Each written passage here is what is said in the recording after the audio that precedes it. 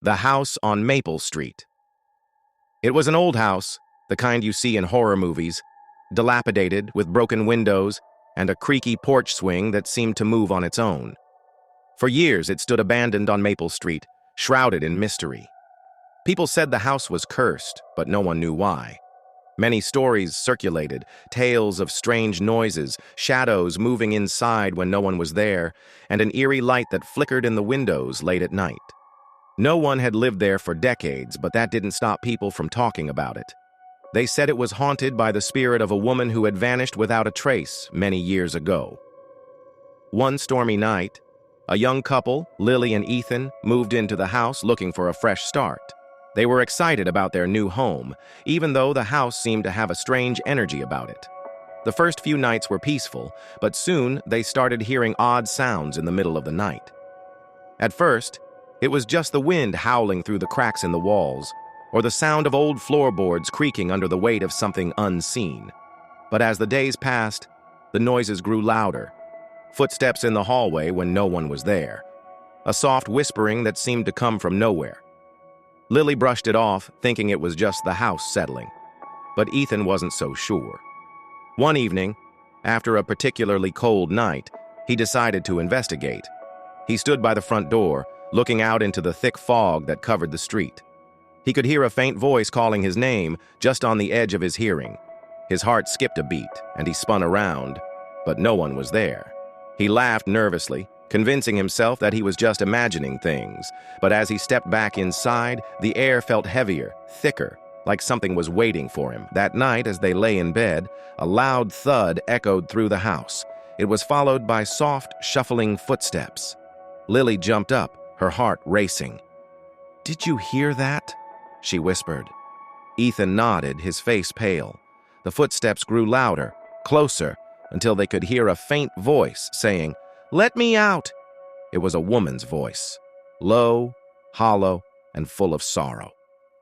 Ethan's blood ran cold. Determined to get to the bottom of it, Ethan searched the house the next day. He made his way down to the basement, where the air felt unnaturally cold. The floor was covered in dust, but there was something strange about one corner of the room. A small wooden door stood ajar, leading to a hidden space that seemed to have been forgotten for years. Inside, Ethan found old furniture covered in sheets and a large antique mirror leaning against the wall. As he approached it, he felt a chill crawl up his spine.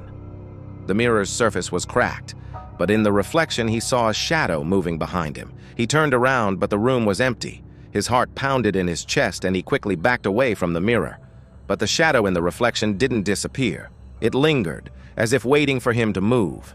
Ethan felt an overwhelming urge to leave, but when he turned toward the door, it slammed shut. Suddenly, the whispers started again, faint at first, then louder and more frantic. "Let me out! Let me out!" The voice was pleading now, almost desperate.